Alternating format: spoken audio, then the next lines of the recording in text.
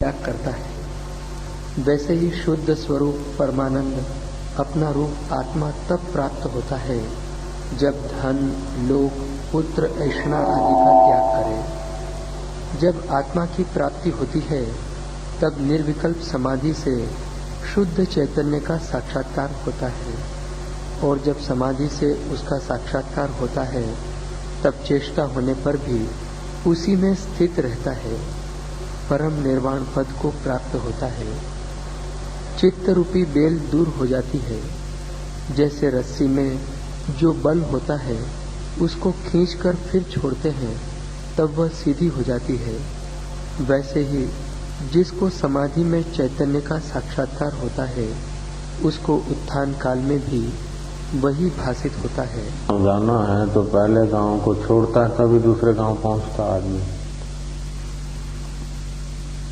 एक जगह को छोड़ के दूसरी जगह पहुंचना तो पहले जगह छोड़नी पड़ती है। ऐसे ही अज्ञान को छोड़ना है, ज्ञान को पाना है तो अज्ञान को छोड़ना पड़ेगा। शुद्ध को पाना है तो अशुद्ध की आसक्ति छोड़ना पड़ेगा। अमृत पाना है तो कीचड़ से ऊपर उठना पड़ेगा, कीचड़ के अंदर अमृत नहीं मिलेगा। ऐसे ही देह और देह के साथ लगा हुआ अहम, ये माया की कीचड़ है। अब आत्मा अमृत पाना है तो इस माया की कीचड़ के जो संस्कार हैं उसको बलपूर्वक निकालना पड़ेगा। संस्कारों से ही आदमी बंधता है, संस्कारों से मुक्ति होती है। वही वृत्ति, वही मन अपना जगत की सत्यता करके दुख सहता है, और वही मन स्वरूप की सत्यता समझकर ब्रह्म रूप हो जाता है। मन ही ब्रह्म हो जाता है, मन ही जीव हो जाता है, मन ही पापी पुण्यात्मा। ये पटेल, लेवा, देवा, कड़वा, मिठाई कौन है? मन ही तो हो गया है। मन पटेल बन गया है। मन में ही मान छुपा, मन में अपमान छुपा है, और दोनों के सिर पर पैर रख के ब्रह्म भाव भी मन में छुपा है। अगर गुरु जगा दे तो उसी में आ जाए, तो स्वर्ग नर्क में ही मन जाता है। तो विनोद, उमा देखो बाहर खड़ी होगी तो ले आओ उसको। अपना मन ही जब संसार की सत्यता करता है तो माया के कीचड़ में खदबदाता है, और जब स्वरूप का चिंतन करता है तो माया रहित पद को पाता है। इसलिए गीता कहती है, मन एवं मनुष्याणाम कारणम बंध मोक्ष। बंधन का और मुक्ति का कारण कौन है? जो मन ही है। इसलिए मन को जीतने का उपाय करें। मन को जीतने का उपाय क्या करें? कैसे जीतें? जीतने का उपाय क्या करें और मन को कैसे जीतें? मन को जीतने का उपाय है कि मन से ही मन को मोड़ दें।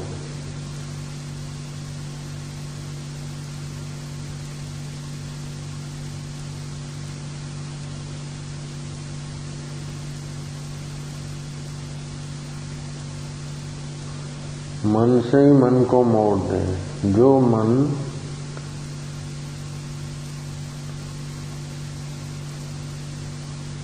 जागतिक विचार करता है उसी मन में ब्रह्म विचार बढ़ गए। जो मन संसार की सत्यता लेकर कीचड़ में खदबदाता है उसी मन में संसार का मिथ्यात्व भर दे। संसार की सत्यता ये बेवकूफी है, मिथ्यात्व ये असलियत है। जैसे सपने की सत्यता बेवकूफी है। आ जाओ आगे बैठ जाओ आदमी में।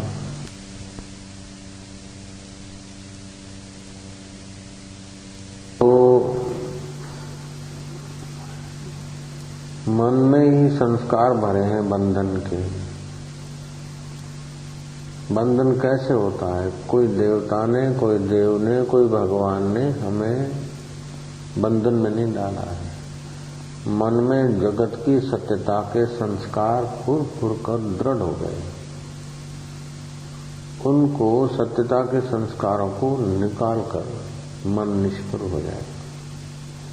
जब मन में सत्यता घुसी है तो नश्वर में आकर्षण होता है, तो बैठते तो मन कहीं का कहीं जाता है। जब सत्य है तभी जाता है, मन में सत्यता भरे तभी जाता है। अगर ये सत्यता विवेक से निकल जाए, सेवा से निकल जाए, साधन से निकल जाए, जगत की सत्यता निकल जाए, मन खाली हो जाएगा। खाली मन ब्रह्म है, खाली मन ब्रह्म है। और संस्कारों से आक्रांत मन जीव है, मन है, चित्त है, वो एक ही चीज है। वैसे तो उस चैतन्य स्वभाव से फुरना उठा, संकल्प विकल्प हुआ तो मन, निर्णय हुआ उसी वृत्ति में तो बुद्धि, चिंतन हुआ तो चित्त, जीने के लालच, इसलिए इसी का नाम जीव बढ़ गया। अब ये लालच सब छोड़ दे, अपने स्वरूप को जाने तो मौत तो है ही नहीं, चिदाकाश स्वरूप हो जाएगा। जैसे पृथ्वी के सब काष्ठ जो है, लकड़े जो है, पेड़ जो है, सब पेड़ पौधे काष्ठ रूप है, सब लकड़ है, चाहे कोई भी पेड़ हो, सब ट्रीज जो है ना लकड़ा है, समझता है। तो सारे पेड़ लकड़ रूप हुए और सारे लकड़ पृथ्वी रूप हुए। सारी पृथ्वी जल रूप है, जल के आधार पर है। सारा जल तेज रूप है, सारा तेज वायु रूप है, और सारा वायु आकाश में है, तो सब आकाश में हो गए। अथवा तो हमारे शरीर में जो बैक्टीरिया है वो जीते हैं, खाते हैं, लड़ते हैं, मरते हैं, छोटे बड़े बनते हैं, बूढ़े होते हैं, नाश होते हैं, तो उनका पैदा होना और पूरा व्यवहार संसारी होना, ये हमारे अंतर्गत ही है। हमारे शरीर के जो बैक्टीरिया आदि है तो वो हम में ही है, रोते खाते सब हम ही में है, तो हम हो गए उनके ईश्वर, बैक्टीरिया के हम हो गए ईश्वर। हमारे अंदर ही जीते हैं, मरते, पैदा होते हैं, दुखी होते, सुखी होते, खाते पीते। ऐसे हम उस चैतन्य स्वरूप ब्रह्म में ही जीते हैं। ब्रह्म में, ब्रह्म से बाहर आप जा नहीं सकते। परमात्मा से खाना पीना रोना धोना जो भी कुछ कर रहे हैं ब्रह्म में कर रहे हैं, तो वो सब ब्रह्म में कर रहे हैं, ब्रह्म से कर रहे हैं, और फिर अंत में ब्रह्म में लीन होना है। ये पता नहीं चलता है तो अनुकूल करने में सुख और अहम आ जाता है, प्रतिकूल करने में दुख और विषाद आ जाता है, और मृत्यु के समय भय आ जाता है। हकीकत में मृत्यु मार नहीं सकती, तो मृत्यु भी, नरक भी ब्रह्म रूप है, मृत्यु भी नरक रूप है, और मृत्यु भी ब्रह्म रूप है। तो इस बात का बोध नहीं, इसलिए मृत्यु का भय है। मृत्यु का भय ममता के कारण लगता है, मृत्यु का भय वासना के कारण लगता है। निर्वासनिक हो गए तो मृत्यु तो हो ही नहीं सकती, है ही नहीं। घड़े की मृत्यु होती है, आकाश की मृत्यु नहीं होती। ऐसे निर्वासनिक मन चिदाकाश रूप हो जाएगा। बाबजी बीजू तो ठीक है, બધું હું છું, પણ હાથ દેખાડો ને કે પ્રબી આવું, तो प्रबी आऊं क्यों भी आवे कि जगत की सत्यता देह में अभी आस्था है, विदेही देह में स्थिति नहीं अपनी। तो अपने चिंतन क्या करना है कि देह रूपी कीचड़ से निकलकर आत्म रूपी चिदाकाश स्वरूप में ठहरना है। जैसे हम इंडिया आना है तो अमेरिका छोड़ना पड़ा, हॉल में आना है तो बाहर का मेरे को कुटिया छोड़ना पड़ा। ऐसे ही परमात्मा में आना है तो देह अध्यास को छोड़ना पड़ता है। अभी तो इस देह को मैं मानते हैं, जब परमात्मा में आओगे तो करोड़ों करोड़ों देह तुम में है। चांद सितारे दरिया दरिया के किनारे सब तुम्हारे में है, सूर्य, नक्षत्र, ग्रह मंडल ये सब तुम में है, वो तुम आत्मा हो। समझ रहे बात को? समझा समिति?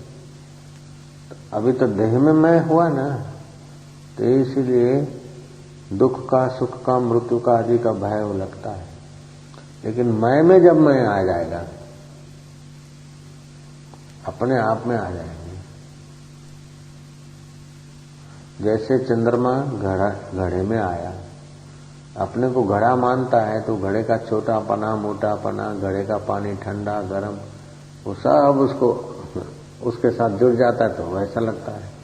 चंद्रमा अपने को ऊपर चंद्रमा माने तो करोड़ों घड़ों में जो चंद्रमा है वो वही है, और करोड़ों घड़े जो घटाकाश आदि हैं, मकान बकान, वो भी चंद्रमा की छाया में, सब में छाया और सब छाया में, सब चंद्रमा की चांदनी में और सब घड़ों में चंद्रमा की चांदनी।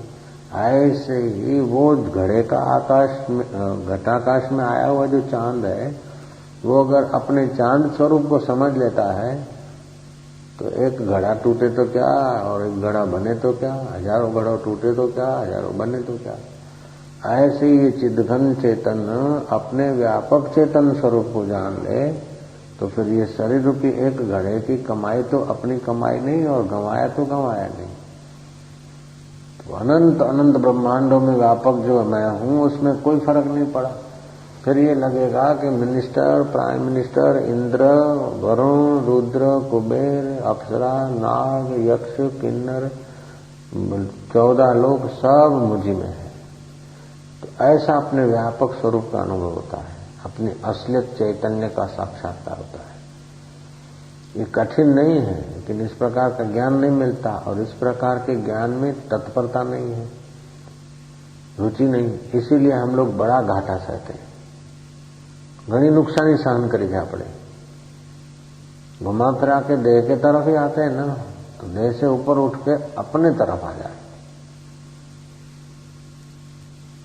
बताया था ना कि कर्दम ऋषि समाधि में थे, एकाग्र थे, और एकाग्रता में संकल्प सामर्थ्य आता है, तो विमान बना दिया भोग विलास सहित सामग्री से सुसज्ज सुधज्ज विमान बना लिया। और देवहूति को संकोच था तो देवहूति को तालाब में स्नान करने को कहा, और देवहूति दुल्हन जैसी बन गई, युवती स्वयं भी बन गई। इतना योग सामर्थ्य था। ये भी चित्त की एकाग्रता में था। हजारों हजारों चित्त पैदा होके एकाग्र होके समर्थ और असमर्थ होते, उस मय में स्थिति बाद में हुई उनकी, कर्दम ऋषि की। और देवहूति की उस स्वर्ग के मय में स्थिति हुई कपिल मुनि के उपदेश से, और कपिल मुनि के उपदेश से देवहूति फिर बैठी है तो बैठी है, बाल खुले हैं तो खुले हैं, मुंह में कोई धर देता है तो खा लेती है, पड़ जाती है, नींद आती तो लेट जाती है। तो अपने चिदाकाश स्वरूप में सहज समाधि में चले गए। ऐसे शिव जी के लिए बोला गया, शंकर सहज स्वरूप संभारा, लागी समाधि अखंड अपारा। तो अपने अखंड और अपार स्वरूप जो है आत्मा, उसमें टिकना है, और उसी की सत्ता से शरीर चलता है, और उसी के सत्ता से आप मैं बोल रहे हैं। टिकना है तो वो कहीं आकाश पाताल में नहीं। वास्तव में तो आत्मा को छोड़कर कोई हो नहीं सकता, सब आत्मा में टिके हैं, लेकिन पता नहीं, इसलिए टिकने का लाभ नहीं मिलता। जैसे हीरे जवाहरात गड़े हुए हों जमीन में, और भिखारी का झोंपड़ा हो और भीख मांग के जिंदगी पूरी कर दे, तो जवाहरात के ऊपर तो सो रहा है, लेकिन फिर भी दरिद्र रहता है। ऐसे अपने चेतन स्वरूप पे तो वो बैठा है, उसका लोभ भी उसी चेतन की सत्ता से, मोह भी उसी से, चिंता भी उसी से, और चिंता का प्रकाशक भी वही है। उसमें जानता नहीं इसलिए दुख उठा रहे हैं अपन लोग, जानते नहीं इसलिए प्रकृति के बंधन में आ रहे हैं, जानते नहीं इसलिए पाप और पुण्य का लेप लग रहा है। इसलिए अष्टावकर कहते हैं, अकर्तृत्वम अभोक्तृत्वम स्वात्मनम मन्यते यदा। अकर्ता और भोक्ता अपने आत्मा को जब जानता है तब उसके सारे संकल्प क्षीण हो जाते हैं, मन का फूरना क्षीण हो जाता है, मन की अशुद्धि दूर हो जाती है, मन शुद्ध स्वरूप हो जाता है। खाली अपने को अकर्तृत्व अभोक्तृत्व मन्य स्व आत्मन मन्यते यदा, स्व को अपने मैं को, तो उसकी वासना खत्म हो जाती, चिंताएं खत्म हो जाती, दुख खत्म हो जाते। उसको फिर अंतःकरण शुद्ध करने के लिए दूसरे नए नए कुछ साधन भी नहीं करने पड़ते। अंतःकरण से संबंध कट हो जाता है, डिस्कनेक्ट हो गया ना। अपने को अकर्ता अभोक्ता मानता है और देह बदलने वाला मिथ्या मान अपमान सुख दुख इसका मानता है, तो अपने अकर्ता अभोक्ता में आ गया तो स्वाभाविक ही अपना आत्म स्वभाव में आ गया। आत्म स्वभाव में आ गया तो दुख कहां है, मौत कहां है, चिंता कहां है, ईश्वर की दूरी कहां है, मोक्ष की फिर आवश्यकता कहां है। इसलिए बोलते परम भक्त जो है वो मोक्ष भी नहीं चाहते। क्यों चाहेंगे, मोक्ष स्वरूप हो जाते हैं। तो वास्तव में हम लोग हैं मोक्ष स्वरूप, हैं अमर, है चेतन। गलती से मान लिया अपने को शरीर, गलती से मान लिया अपने कादों में रहने का आदत पड़ गई।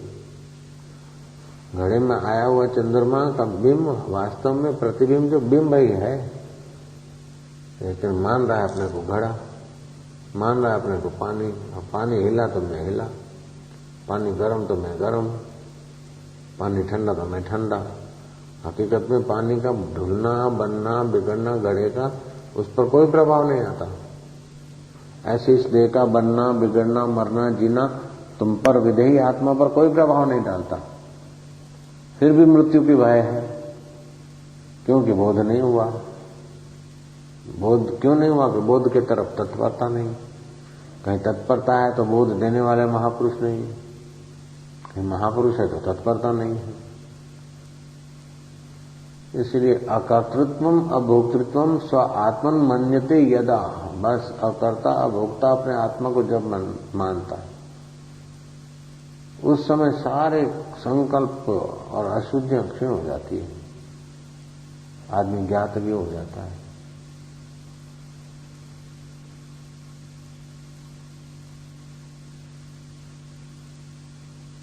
हे राम, जिसको ऐसा ब्रह्मानंद पद प्राप्त हुआ है उसको फिर किसी की भी इच्छा नहीं रहती।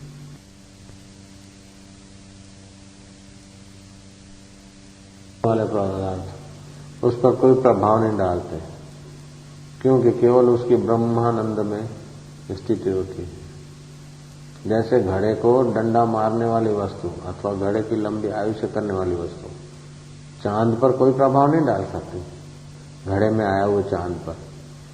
ऐसे ही चांदों का चांद जो मैं हूं, मुझ पर मारने वाली वस्तु और जिलाने वाली वस्तु का कोई प्रभाव नहीं, मुझ पर सुख या दुख का कोई प्रभाव नहीं। ऐसा चिंतन करें। जहां प्रभाव में घुसाए न कीचड़ में, उसको काटने के लिए चिंतन करें। जब भी कुछ अपमान हो दुख सुख हो तो बोले मन को हुआ, ये वृत्तियों को हुआ, मेरे को नहीं हुआ। अपने चिद घन को तत्परता से चिंतन करें तो वो जग जाएगा। आत्म स्वभाव, आत्म स्वभाव जगते ही बस आत्ममय हो जाएगा। फिर तो उसका दर्शन देवता करके अपना भाग्य बना लेंगे और उसको अभिमान नहीं होगा। और मूर्ख लोग उसकी मस्करी करेंगे, मखौल करेंगे तो उसको डर नहीं होगा, विषाद नहीं होगा। ऐसा हो जाता है। हे राम, जिस पुरुष को संपूर्ण संसार से वैराग्य हुआ है उसको संसार के पदार्थ सुखदायक नहीं लगते, मिथ्या जान पड़ते हैं। इच्छा तब उठती है जब संसार को सत्य जानते हो, और जब सत्य जानते तो इच्छा उठती है, और इच्छा के अनुकूल होता है तो आसक्ति होती है। अपनी इच्छा में बड़ा आदमी विघ्न डालता है तो भय होता है, बराबरी का डालता है तो ईर्ष्या होती है, छोटा आदमी विघ्न डालता है तो महाराज क्रोध आता है। तो ये सब इच्छा का परिवार है। और इच्छा होती है जगत में सत्य बुद्धि से। जो जगत में सत्य बुद्धि है वो सत्य बुद्धि अपने स्व में ले आवे, और जो स्व पराया लग रहा है ऐसे शरीर पराया लगे। बोलो आटलू जरा जेवं काम छे।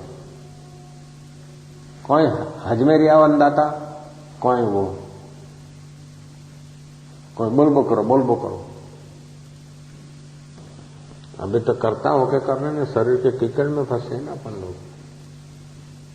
फिर स्वरूप में टिक गए, जैसे चंद्रमा के प्रतिबिंब ने अपने चांद स्वरूप को पहचान लिया।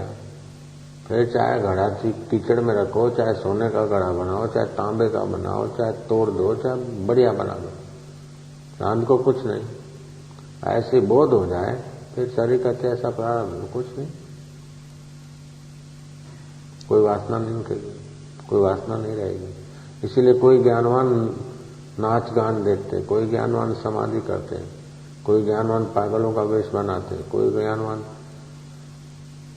दूसरों का उद्धार करने का भगीरथ कार्य करते हैं, तो कोई ज्ञानवान दूसरों को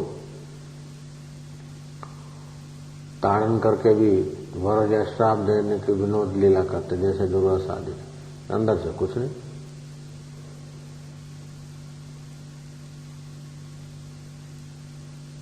बोलो, समिति बोलना चाहिए, समिति को समाधि लगाना।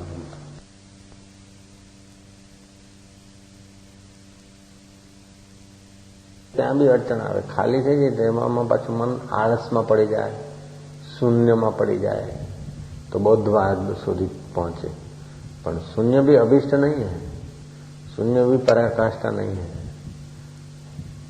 खालीમાં ત્યાં તો સારું, પણ એ શૂન્યમાં આવે છે। शून्य में जड़ता नहीं, शून्य का भी आधार जो चेतन, उसमें तो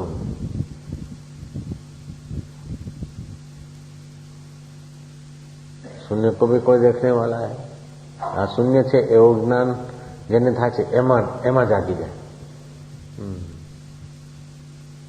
એ હું છું, वो मैं हूं। सब आदमी मिलकर बैठ ये चिंतन करे कि जो कुछ दिखता है सब ईश्वर ईश्वर है, आकाश रूप है अथवा ईश्वर ईश्वर है, तब भी वो वातावरण थोड़ी देर में दिव्य हो जाता है। एक ब्रह्मवेत्ता नजर डाल देता है सब ब्रह्म स्वरूप है। अज्ञानी तो हजारों लाखों आदमी को क्या पता है कि मैं ब्रह्म हूं, लेकिन ज्ञानी साहब ब्रह्म स्वरूप ऐसी दृष्टि डाल के फिर बैठता है तो सारे वातावरण में फोरा हल्का फूल जैसा हृदय हो जाता है। खाली एक दृष्टि डाल के बैठ जाता है तो काऊ कही रहा हो ज्ञानी री दृष्टि री बात काऊ कही रहा थे। 124 में से 25 नहीं, पूरा ब्रह्मांड भी अपना बच्चा के बराबर नहीं। कहीं खोले न कहीं बंद करे, हिंड बो करे। 124 का 125 का सारा ब्रह्मांड अपना, ब्रह्मा विष्णु महेश अपने आत्मा में है। मुफ्त में सारे त्रिलोकी का राज मिल जाता है। तो पक्का कच्चा 1 नंबर 2 नंबर 5 वो करने का, अरे सबसे ऊंची पद में पहुंच जाता है और कुछ करना नहीं पड़ता। इसमें कुछ करना नहीं है, केवल असलियत को जानकर उसमें टिकना है। चलो संधि भी हो रहा है, संधि के पहले ब्रह्म विचार करें तो संधि में भी वही विचार आएगा, इसलिए सत्संग करते हैं।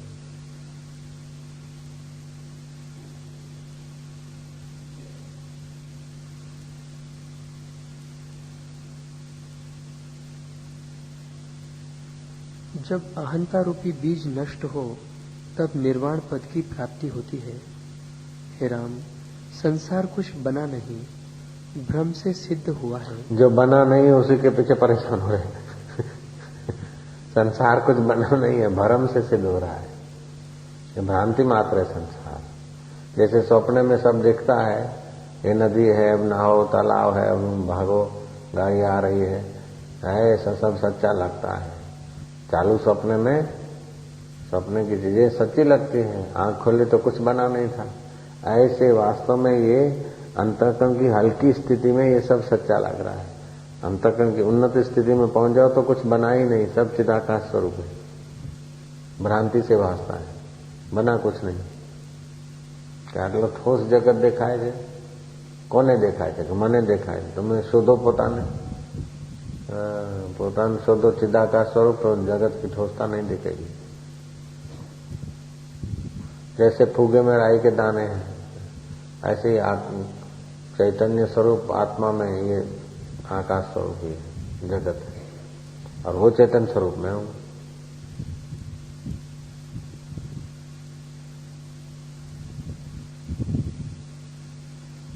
चलो संध्या आ रहा है। हाँ जी, उस परमात्मा में है कौन पूछता है? और पूछना है किसी को? मैं तो अपने को घड़े में मानता है, तभी उसको कहते हैं अंश। बाकी भगवान में अंशांशी भाव भी आखिरी ऊंचाई पर नहीं टिकता है। ये तो हम लोगों के अंतःकरण की अवस्था से आचार्यों ने हमारे योग्यता का ख्याल करके भगवान अंश है और हम अंश हैं, तो अंशी अंश तो खंड खंड हो गया, भगवान तो अखंड है। खंड खंड पर न भगवान में नहीं टिकता। फिर भी अंशांशी जो भाव करते हैं, तो जो आकाश में है घड़ा, वो आकाश में जो सूरज है, वो घड़े में जो उसका भास है, तो भास है तो अंश है, और वो अंशी है। वास्तव में वो अंशी ही अंशी है। अंश तो देखने भर को है घड़े के लिए, ऐसे वास्तव में तो चेतन ही चेतन है, परमात्मा ही परमात्मा है। लेकिन अंतःकरण की उपाधि में आकर अंशांशी के भाव को स्वीकार करता है।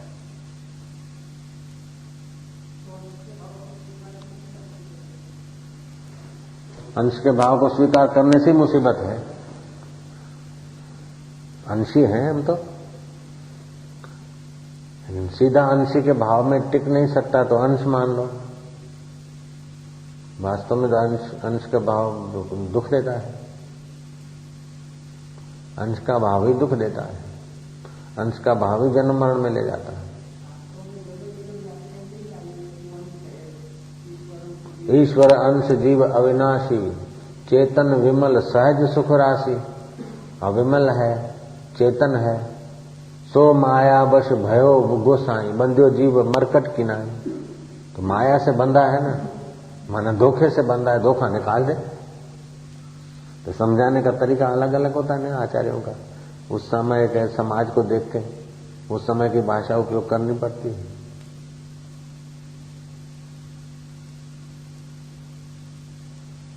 भगवान 4 प्रकार के होता है। एक राम घट घट में बोले, दूसर राम दशरथ घर डोले, तीसर राम का सकल पसारा, चौथा राम है सबसे न्यारा। ये सुन के और चला गया चेला। 1-2 साल खूब रटा और उसी प्रकार का ध्यान भजन किया। फिर बुद्धि में प्रकाश हुआ तो राम, वो एक राम ही, दूसरा राम, तीसरा राम, चौथा राम, कौन सच्चा है? 4 राम कैसे? गुरु ने बताया कि जीव राम घट घट में बोले, ईश राम दशरथ घर डोले, बिंदु राम का सकल पसारा, ब्रह्म राम है सबसे न्यारा। तो बोले अंतःकरण में आया तो जीव राम, और दशरथ के घर आया तो ईश्वर राम, और हिरण गर्भ जो है बिंदु राम की जगह पे, और बाकी कार्य भजन क्या हुआ था तो बुद्धि में विकास हुआ, प्रकाश हुआ।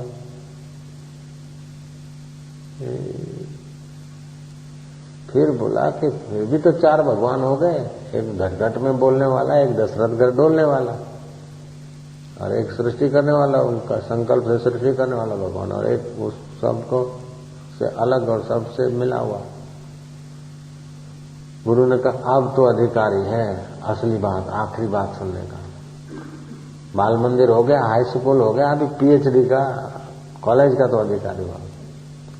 बोले बेटा देख, जैसे घड़े में आया हुआ आकाश घटाकाश, मठ में आया हुआ आकाश मठाकाश, मेघ में आया हुआ आकाश मेघाकाश, और उन सब से रहित है वो महाकाश। वास्तव में देखा जाए तो घट मठ और मेघ ये उपाधि है, अभी भी है तो वो एक ही आकाश, ऐसे अभी भी है तो एक ही राम हूं, 4 राम नहीं है।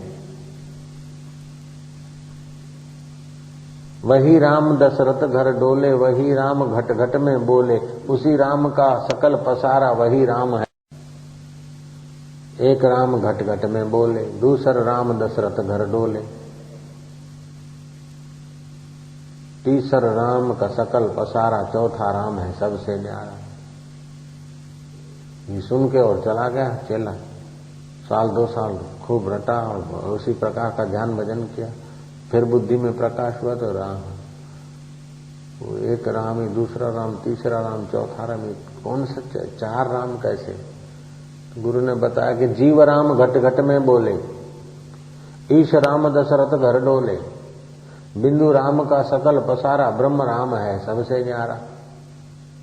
तो बोले अंतःकरण में आया तो जीव राम, और दशरथ के घर आया तो ईश्वर राम, और हिरण गर्भ जो है बिंदु राम की जगह पे, और बाकी कार्य भजन क्या हुआ था तो बुद्धि में विकास हुआ, प्रकाश हुआ।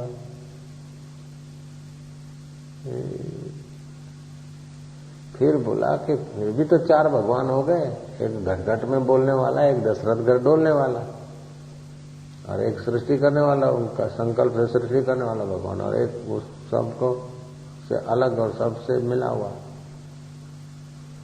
गुरु ने कहा अब तो अधिकारी है असली बात, आखिरी बात सुनने का। बाल मंदिर हो गया, हाई स्कूल हो गया, अभी PhD का, कॉलेज का तो अधिकारी हुआ। बोले बेटा देख, जैसे घड़े में आया हुआ आकाश घटाकाश, मठ में आया हुआ आकाश मठाकाश, मेघ में आया हुआ आकाश मेघाकाश, और उन सब से रहित है वो महाकाश। वास्तव में देखा जाए तो घट मठ और मेघ ये उपाधि है, अभी भी है तो वो एक ही आकाश, ऐसे अभी भी है तो एक ही राम हूं, 4 राम नहीं है। वही राम दशरथ घर डोले, वही राम घट घट में बोले, उसी राम का सकल पसारा, वही राम है सबसे न्यारा। ये आखिरी बात सिद्धांत की समझ के चित्त समाधिस्थ हो गया, ज्ञान हो गया। अंतःकरण की छोटी स्थिति में तो पहले ऐसे ही बोल देते तो नहीं जमता।